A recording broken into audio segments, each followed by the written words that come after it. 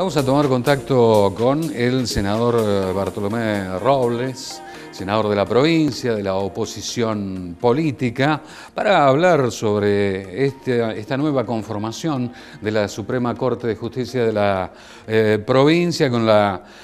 integración, si el Senado aprueba, por supuesto, de María Teresa Dey, que se ha conocido en las últimas horas, que sería el reemplazo de Jorge Nanclares. Bartolomé Robles, ¿qué tal? Muy buenas tardes, Barto, ¿cómo estás? Hola Dani, ¿qué tal? Un gusto. Saludo a todos. Bien, el tema es, bueno, ir recogiendo algunas consideraciones acerca de esta modificación que podría llegar a ser importante en el máximo tribunal de la justicia mendocina. Sí, bueno, primero, para ser honesto, el nombre fue una sorpresa para mí, particularmente por los otros dos nombres que estaban sonando, que eran el de la doctora Ábalos y el de la doctora Furlotti. Desde lo político un poco más cercanas al gobernador actual Suárez, y también con algunas características de trayectoria en lo jurídico un poco más interesantes. Eh, Más allá de la sorpresa, creo que es importante rescatar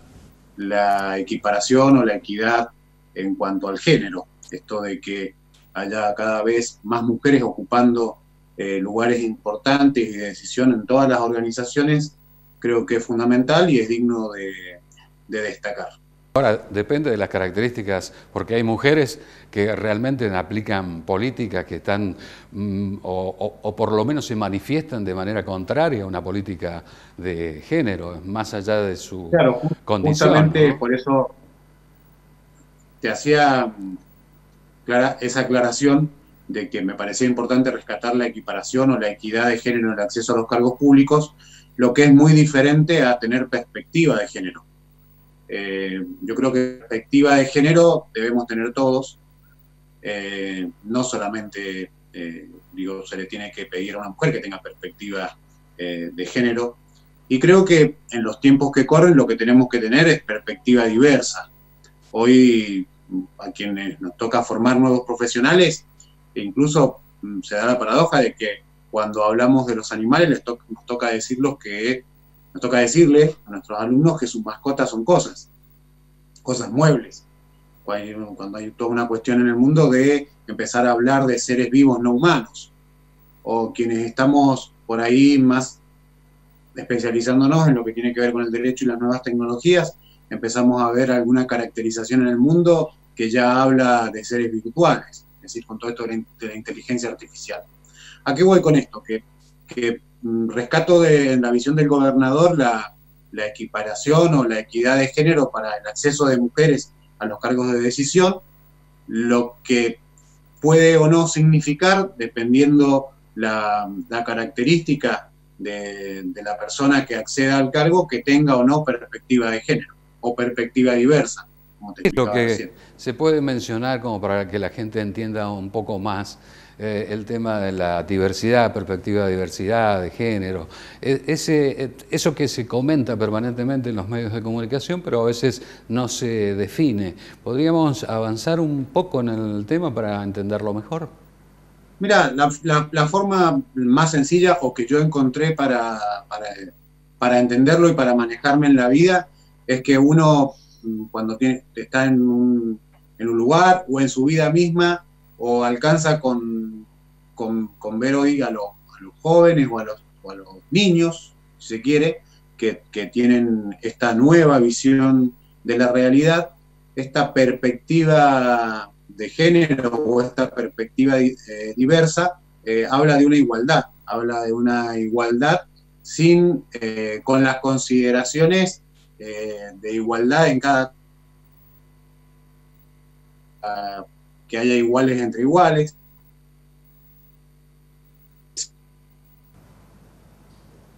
sea una mujer, sea un menor,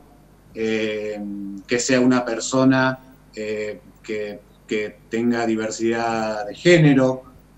tener esa visión integral de que hoy somos una sociedad mucho más compleja, que no podemos decir hombre o mujer y decidir básicamente sobre eso, es lo que hace que haya perspectiva de género. Algunos quedamos como en esta visión como en una etapa intermedia. Creo que los más jóvenes lo tienen como más incorporado a su vida diaria. Berto, vamos a por lo menos mencionar un aspecto de lo que significa esta independencia entre el poder político y el poder judicial. Digo poder político que siempre manifiesta, sea peronista, sea radical, que sería importante mantener la independencia con la justicia, son distintos poderes, pero siempre el gobernador, o a expensas del gobernador, a propuesta del gobernador, se define quién integra la Suprema Corte de Justicia de la provincia. Dentro de ese esquema hay 2 exministros de gobierno, o casi 3, pero por lo menos 2 son los últimos más conocidos, integrantes de la Suprema Corte de Justicia de la provincia, pero vienen de distintos partidos. Es como que entre el radicalismo y el peronismo, en su momento, instalan en esos lugares a gente de su propio partido, que realmente no hay dudas de que sea de otro partido, más allá de la situación profesional, específicamente para desarrollar el trabajo desde el máximo Tribunal de Justicia de la provincia. A veces la independencia se pone un tanto en duda, porque siempre, los gobernadores están definiendo quiénes integran la Suprema Corte de Justicia, ¿no?, con sus representantes. Bueno, esa es una facultad hacia nuestro sistema republicano de gobierno, la independencia de poderes. Pero más allá de eso, es una facultad que le otorga la propia Constitución, no solamente acá en Mendoza, sino también en muchos lugares a los gobernadores y incluso al presidente, de designar los jueces, en este caso, del máximo tribunal de la provincia, con acuerdo del Senado. Y más allá de los sesgos partidarios que puedan tener que ver con un pasado de militancia o no, lo que interesa, o por lo menos en lo que a mí respecta, me parece más importante ver cómo el juez cumple su función. Si cumple una función de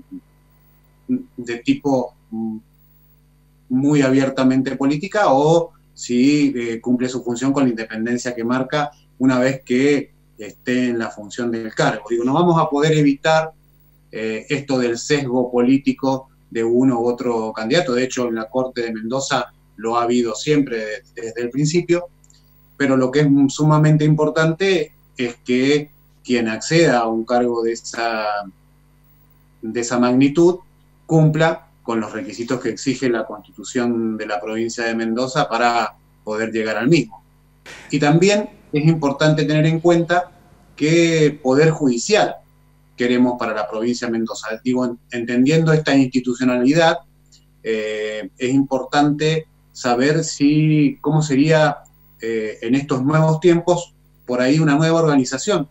de la Suprema Corte de Justicia de Mendoza, con una organización más horizontal, por ahí no tan vertical, con las posibilidades de que hayan más plenos, incluso con una presidencia rotativa. Creo que es un buen momento para discutir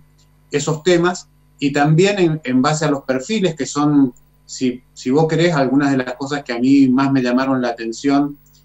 con esta propuesta, y te lo decía al principio, me vi sorprendido,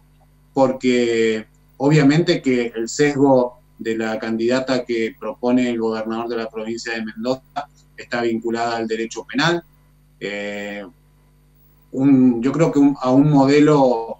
de Estado que hace 4 o 5 años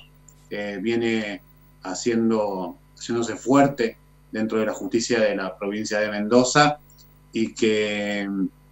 justamente deja fuera otras perspectivas que podrían habérselo aportado una constitucionalista como Ávalo, o podría habérselo aportado una civilista como Furlotti. Para ser estrictamente político y muy honesto, pareciera que la designación, entre estos 3 nombres, pareciera que la inclinación por la doctora Dey responde más a una intencionalidad de uno de los magistrados, que es Dalmiro Garay, más que al gobernador de la provincia.